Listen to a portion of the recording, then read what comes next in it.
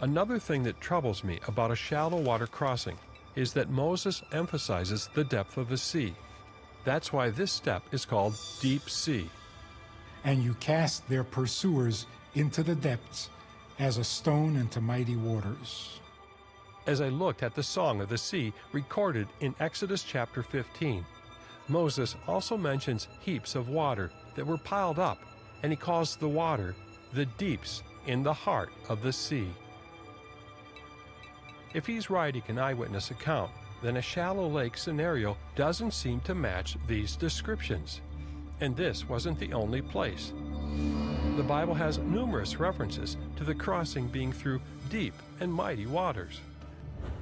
So the question then is well, is the sea that they crossed a narrow, shallow lake, or is it a deep and mighty sea? Mm-hmm. Because the psalmist and Isaiah, they talk about this deep and mighty sea. Well, the Bala Lake was a deep and mighty sea. It was a very large body of water. So, I mean, how big does it need to be? I think it meets the requirements, you know. It needed to have a miracle in order to get the Israelites across. Yeah. Oftentimes in the Psalms, I'm thinking of several of the Davidic Psalms where he talks about deep waters, but in the parallel line, you know that in poetry you have two parallel lines. So on the one part of the parallel, it says, the Lord brought me through deep waters, and then it says, I was in water up to my neck. So in other words, the word deep there must be in, whatever is the reality in the first line must also be the reality in the parallel line. You know something, if I was a pharaoh and I saw walls of water towering on either side, I wouldn't take my army in there at all. I wouldn't touch it with a barge pole. Well, I think that's the one thing going for a deeper crossing is that or a crossing where there would be some water. I mean, you said, okay, if we say, what does the Bible say? It says they walked and there were walls of water on their left and walls of water on their right. Yes. Well, the other interesting interpretation is, what does the wall mean in this context? Does it mean a protection for the Israelites? So in other words, that the Egyptian army could not reach them because the water was protecting them on left and right. That's one interpretation of it. But, you know, if you're going to have something really, really, really deep, I think if you were the commander of the Egyptian army, you wouldn't go anywhere near that. The Bible talks about walls of water in Hebrew. You know, some people have said, well, it's not really walls of water that the Israelites walked between, but that what is the Hebrew saying when it says that the Israelites walked, through this channel of water? Well, it's the common Hebrew term for the walls of a city. This isn't picket fence language. This is something substantial that was resting there, that Israel was walking through, and then that crashed, just like the walls of Jericho, that crashed upon the armies of Egypt. So the fact that it uses language of height, the language of wall, does suggest to me that we're supposed to picture in our minds something that is intimidating, something that is imposing upon those who are walking. It should instill fear if indeed those walls were to crumble. And that's exactly what happens, and what instills deep fear into the Egyptian army, so that they say Yahweh is fighting for Israel. I know that there is a portion of the scripture that says that it was like walls of water. It was like walls of water. So, but the thing I'm wondering about is, how could a wind set down look like a wall of water? Because it almost gives you a feel when you look at Cecil B. DeMille and the Ten Commandments. You know, there was a wall of water here and a wall of water here. So this doesn't look like that to me. Well, these are our expectations, that walls have to be high. It doesn't have to be high, it doesn't have to be vertical, it doesn't have to be, you know, super spectacular. It's just very strange. During the night, while the wind was blowing, the Egyptians had already reached the camp of the Israelites, and God had to protect them from their arrows and spears. And so the cloud that went before them moved behind them and came between the Egyptians and the Israelites. The cloud of glory, God's cloud, actually absorbed the arrows and the spears. There's a profound lesson there. that God protecting his people will actually take a bullet. It didn't deflect the arrows, it absorbed them. So sometimes God will suffer for us in order to prevent us from suffering. And although that sounds a little unusual for God to suffer, but if God has love, then he must also be able to suffer. Because if you can't suffer, you can't love. If there's no vulnerability, there is no love. So this is really, if you look at it from a romantic perspective, this is really a relationship developing between God and his people in a very intimate, a very vulnerable, and a very two-dimensional relationship. It's not only that we have to obey God, it's that God has a vested interest in his creation. How do you reconcile a shallow lake on the Egyptian border with a sea like Aqaba that actually more supports what Psalms and what Isaiah is as a tradition of a deep and mighty sea? I think one has to be very careful when taking the poetics of the prophets or the poetics of the book of Psalms and reading literal readings back into the text of Exodus 14 and 15, let's say. So just as a principle of interpretation, I'd be very careful.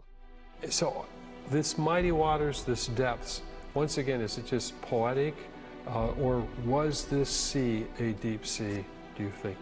Is the Hebrew giving us that idea? Even though the language is poetic, it still has to have a referent. It still has to be pointing to something. The grandiose language of deep and mighty has to have a referent in space and time. You wouldn't call, from a human perspective, a cricket mighty. And so they're talking about something. They're envisioning what happened, and they're describing it in language that you and I find very familiar. And deep and mighty waters, and down to the very foundations of the earth, that kind of language is portraying something. It's supposed to incite something, not to move us into a fantastic imaginary realm, but rather one that is concrete, one that we understand. They are declaring something about the nature of the crossing. Then the channels of the sea were seen, and the foundations of the world were laid bare at your rebuke, O Lord, at the blast of the breath of your nostrils. Is it a deep sea, or is it a shallow lake next to the border of Egypt? There are different words for, things that are more shallow. You have a word for a wadi or a wadi. You have a word for river. The term that you consistently have for the Red Sea is Tahom, which is the same term that's used in Genesis 1 for the primeval depths, the primeval waters.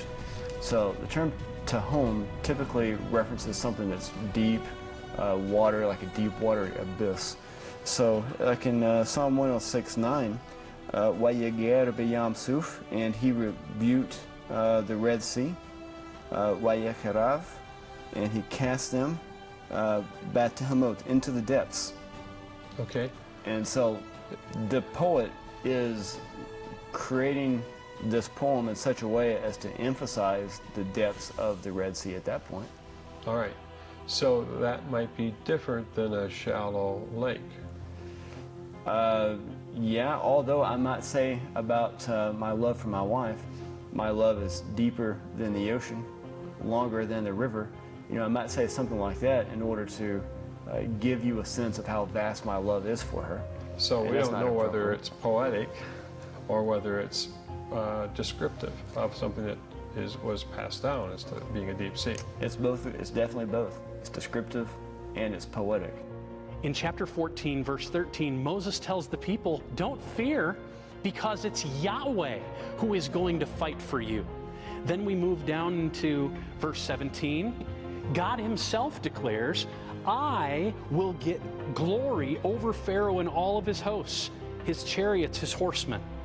It's striking to me how the biblical witness itself goes out of its way to testify the fulfillment of that passage. This was absolutely breathtakingly spectacular. So much so that all the nations, like Rahab, for example, in Jericho, had heard about this miracle. And the Egyptians certainly knew about it. And the Amalekites, they knew about it.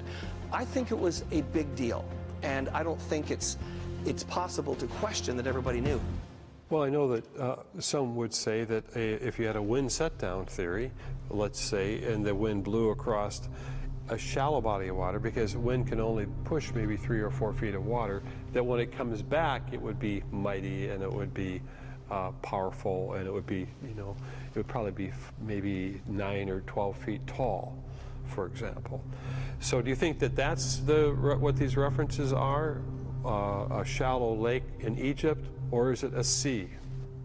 The fact that locusts from the entire length of Egypt have to find a resting place in a body of water. The fact that an entire army, not just a small one, no, indeed the greatest army on the planet in the day, is decimated so that it stresses in Exodus 14, not one of them was left, suggests that depth means depth. That what comes to our mind is something magnificent, something that, to talk about the foundations of the earth, what that portrays for me is a place where man does not normally go.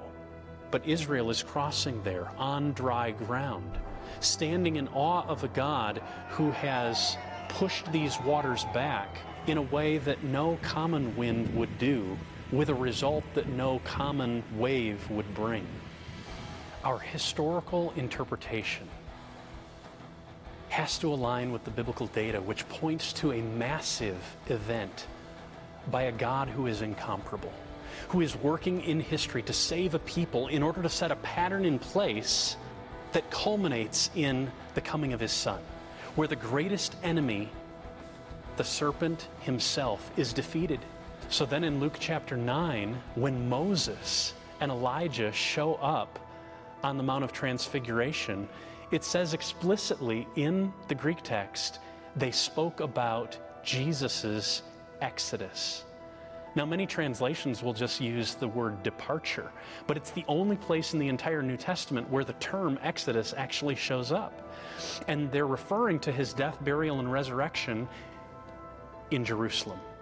This is where Jesus will accomplish freedom from slavery for all who have been bound to sin. And it's a key element that would be missed. The miracle of Jesus' deliverance of sinners is anticipated in the Exodus itself, in this divine work that could not be accomplished by anything in nature. So it's important for us to see it as a miracle, because it not only takes the Bible on its own terms and makes much of a big God who is worthy of glory, it also makes much of his Son and the work that Jesus would do in the New Testament age. And I think that's one of the problems that a lot of people have today, is they're just basically saying, well, how could this have happened? It had to have been a miracle. The way I look at it as a geographer is that you can establish reasonably that the Gulf of Aqaba was the Hebrew Yam Suf. And so you know that the sea was there. Now it's up to the pundits to decide whether they crossed one place or another. Yeah. And from my study of the sea, the only place that has slopes that could accommodate a crossing are at Nueva. And so they can complain about the depths, but they can't complain about the location of the sea. And so, as I said, you can lead people to the shore of the crossing site, and then whether they're going to believe that it could happen is their own issue. Yeah. When all of this happens, and the Egyptians are washed ashore, so that there's no doubt as to what happened, because the people could have believed that the Egyptians turned around and went home. But when they washed ashore and the people saw what had happened, this incredible miracle, they were moved to sing. So Moses composed this song and the people sang, and then Miriam composed a song and the women danced. And basically they were expressing their gratitude for God's miracles. What's really interesting is that the Hebrew word is yoshir, which is future tense. And then Moses yoshir, which means will sing. And the interpretation there is that the exodus from Egypt was not a permanent exodus, because after that the Jews came to the land of Israel, they were exiled from there, the temple was destroyed, they went back a second time, built a second temple, were exiled a third time, so that the Song of Moses will serve us not only then, but also in the future, in the Messianic days, when the exile ends forever and there's no more exile of anybody, or no more suffering in the world. Then this song will be repeated and will again be sung.